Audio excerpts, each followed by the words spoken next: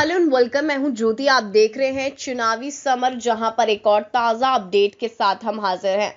America Japan मिलकर चीन के खिलाफ देगा भारत का साथ। अमेरिका की सत्ता में जो बाइडेन के आने के बाद सीएए और एनआरसी का भविष्य क्या होगा ये तो वक्त बताएगा, पर एक बात तो तय है कि अब इनकी वजह से भारत अब चीन को चारों तरफ से मात दे सकता है। दरअसल चीन की दादागिरी दक्षिण चीन सागर में तो बढ़ ही रही है, साथ ही वे अन्य कई देशों की जमीन पर दावा कर वहां अपने सैनिकों की तैनाती भी कर रहा है।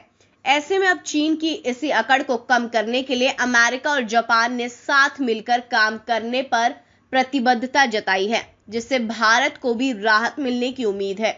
आपको बता दें कि अमेरिकी राष्ट्रपति जो बाइडेन और जापान के प्रधानमंत्री योशिहिदे सुगा ने हिंद प्रशांत क्षेत्र में सभी के लिए समान अवसर और चीन की चुनौतियों से निपटने के लिए मिलकर काम करने की बात कही।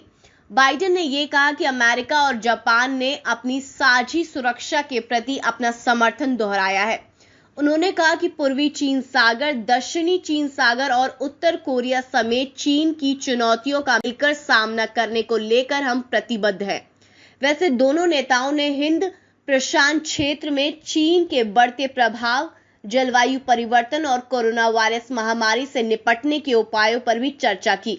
वहीं सुगा से मुलाकात के बाद अमेरिकी की उपराष्ट्रपति यानी कि कमला हैरिस ने भी ये कहा कि अमेरिका और जापान हिंद प्रशांत क्षेत्र में शांति, समृद्धि और सुरक्षा को बढ़ावा देने के लिए मिलकर काम करेंगे। इसके साथ ही बाइडेन और सुगा ने स्वतंत्र, मुक्त और विविधता भरे हिंद प्रशांत क्षेत्र के लिए क्वाड मजबूत करने की बात कही है, सहमति जताई है।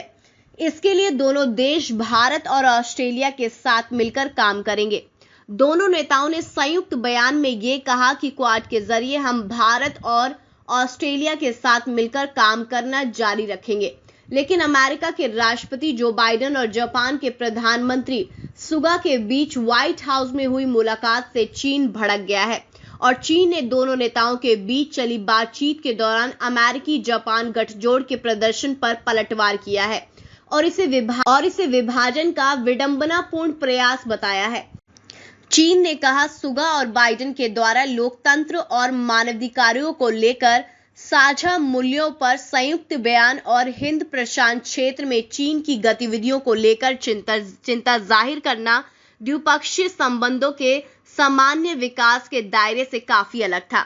इस तरह चीन की खींच से यह साफ बता रही है कि बाइडेन और सुगा के बीच समझौते से उनकी तानाशाही को खतरा है और सबसे बड़ी बात यह है कि इससे भारत मजबूत होगा। यानी कि बाइडेन भले ही सीएए और एनआरसी जैसे मुद्दों पर शांत हो, लेकिन रक्षा क्षेत्र में भारत को वैश्विक रूप से मजबूत करने के लिए बाइडेन ने तैयारियों को अंजाम देना शुरू कर दिया है, जिसकी वजह से चीन अब भारत के खिलाफ आंखें दिखाने का काम नहीं करेगा। तो इस पर आपकी जो भी राय आप प्लीज कमेंट सेक्शन में लिखें। Thank you so much. Keep watching today's for more news.